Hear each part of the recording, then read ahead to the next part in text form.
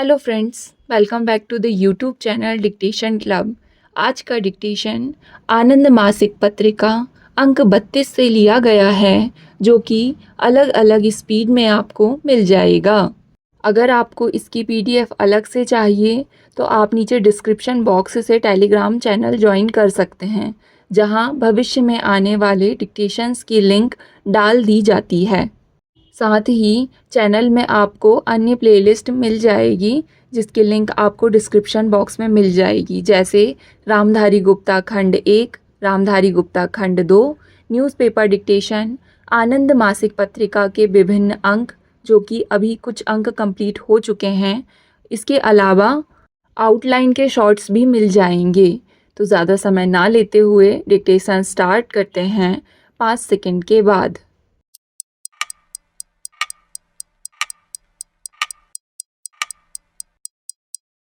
Start. महोदय, गांधी जी ने स्वतंत्र भारत के गांवों के पुनर्निर्माण की कल्पना कर नई समाज रचना का जो सपना संजोया, उसको उन्होंने पंचायत राज या ग्राम स्वराज्य नाम दिया है। ग्राम स्वराज्य यानी गांव में गांव का राज्य। गांधी जी ने लिखा है, स्वतंत्रता का अर्थ हिंदुस्तान के आम लोगों की स्वतंत्रता होना चाहिए, केवल उन पर शासन करने वालों की स्वतंत्रता नहीं। शासन करने वाले राज्य जिन्हें अपने पांव तले रौंद रहे हैं, स्वतंत्र हिंदुस्तान में उन्हें लोगों की कृपा पर ही रहना होगा। इन शासन करने वालों को लोगों का सेवक बनाना होगा और उनकी इच्छा के अनुसार काम करना होगा। गांधी जी के कथनानुसार स्वतंत्रता नीचे से शुरू होनी चाहिए। उनकी कल्पना थी कि हर एक गांव में पंचायत राज यानी ग्राम स्वराज्य होगा। पंचायत हमारा बड़ा पुराना और सुंदर शब्द है। उसके साथ परंपरा की मिठास जुड़ी है। उसका शाब्दिक अर्थ है गांव के लोगों द्वारा चुने हुए 5 लोगों की पंचायत। उसके पास पूरी सत्ता और शक्ति होगी, जिसका अर्थ यह है कि हर एक गांव को अपने पांव पर खड़ा होना होगा और अपनी आवश्यकताएं स्वयं पूरी कर लेनी होंगी, ताकि वह अपना सारा कारोबार स्वयं ही चला सके, यहाँ तक कि वह सारी दुनिया के विरुद्ध अपनी सुरक्षा स्वयं कर सकें। ऐसे समाज की रचना स्वभावतः सत्य और अहिंसा के आधार पर ही हो सकती है।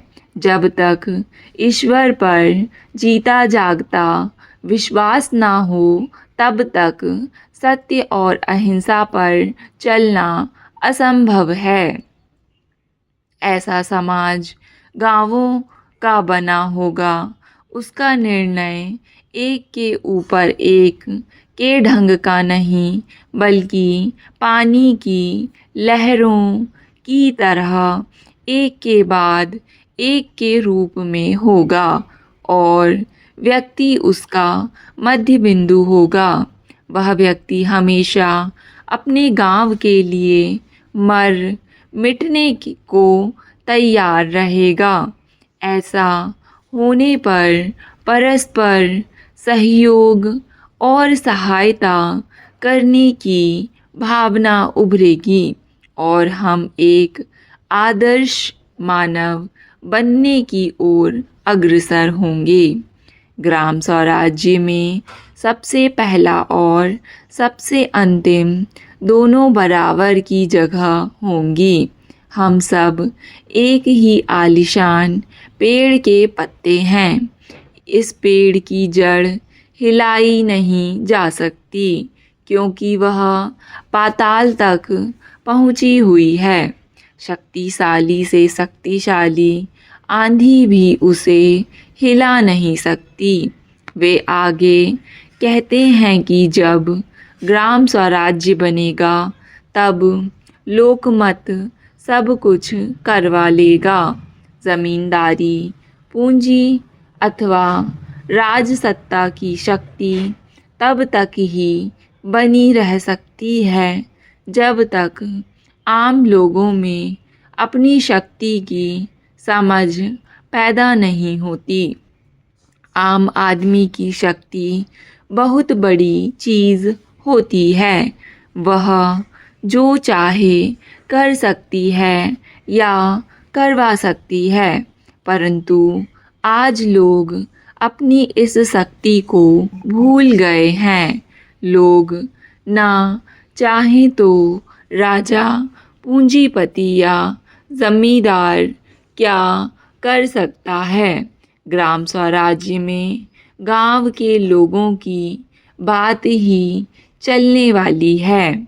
यदि ग्रामजन अपने काम नियम से कर लेते हैं और उनका कारोबार यदि अहिंसक ढंग से चलेगा तो कोई कुछ नहीं बिगाड़ सकता। महोदय, गांव के लोगों में सहयोग और प्रेम भाव तो सरकारी सहायता के बिना स्वयं ग्रामीण भी अपने बल पर गांव में बहुत कुछ कर सकते हैं। अगर सरकारी सहायता भी मिल जाए तब तो ग्रामों की पुनर्रचना इस प्रकार हो सकती है जिसकी कोई सीमा ही नहीं।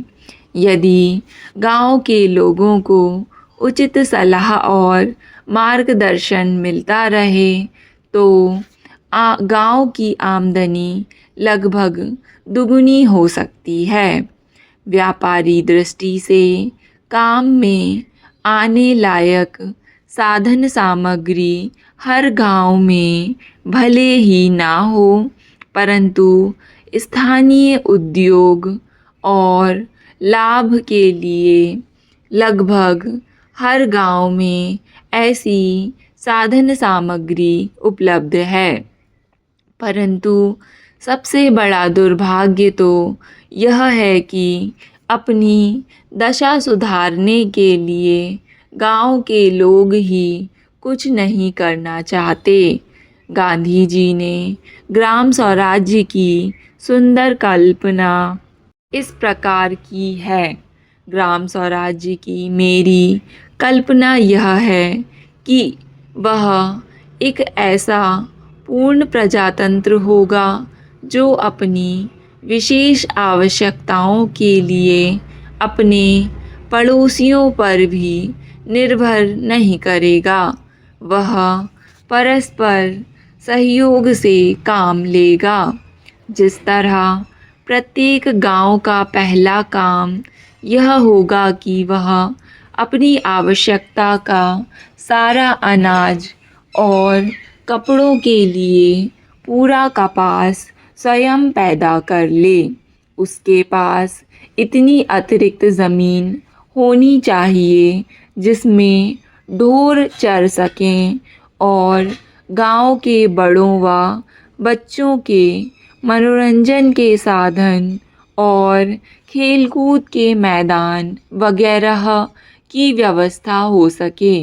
इसके बाद भी ज़मीन बची तो उसमें वह एक सी उपयोगी फसलें बोएगा जिन्हें बेचकर वह आर्थिक लाभ उठा सके।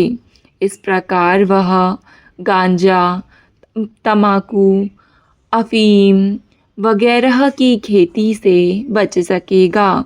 हर एक गांव में गांव की अपनी एक नाटकशाला, पाठशाला और सभा भवन रहेगा। पानी के लिए उसकी अपनी व्यवस्था होगी जिससे गांव के सभी लोगों को शुद्ध पानी मिला करेगा।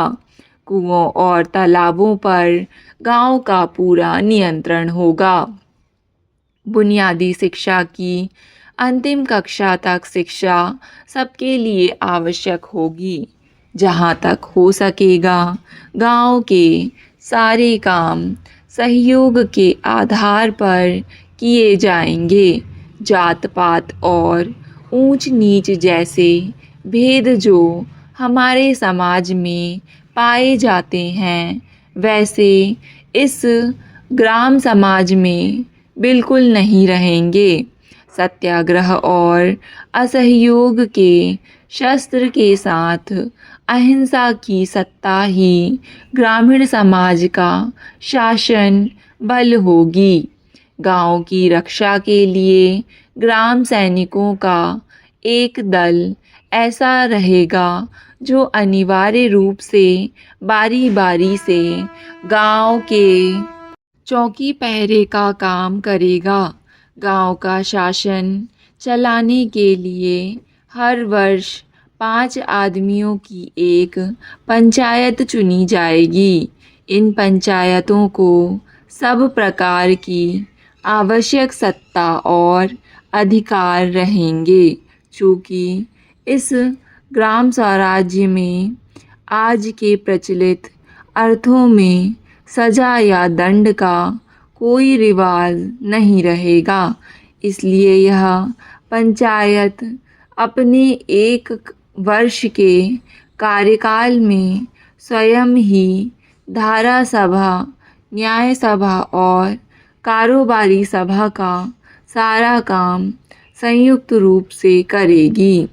इस ग्राम शासन में व्यक्तिगत स्वतंत्रता पर आधार रखने वाला संपूर्ण प्रजातंत्र काम करेगा।